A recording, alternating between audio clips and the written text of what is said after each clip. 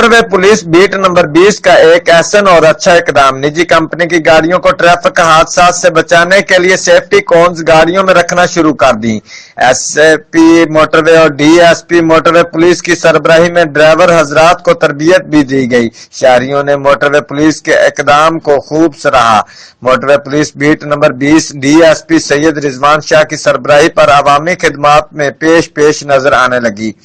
Motor وے police نجی company کی گاڑیوں کو ٹریفک حادثات سے بچانے کے لیے مختلف کمپنی کے اڈہ جات پر ڈرائیوروں کو سیفٹی کونز کے حوالے سے آگاہی مہم دینے کا سلسلہ تیز کر دیا۔ ڈرائیور حضرات کو موٹر وے پولیس کے ایس پی ندیم اشرف وڑائچ اور D S P Syed Rizwan شاہ نے گاڑی خراب ہونے کی صورت یا پنچر ہونے کی صورت میں سیفٹی کونز لگانے کے حوالے سے تربیت دی، جس پر شہریوں نے موٹر وے پولیس بیٹ نمبر 20 کے اس اچھے اور احسن اقدام کو خوب سراہا۔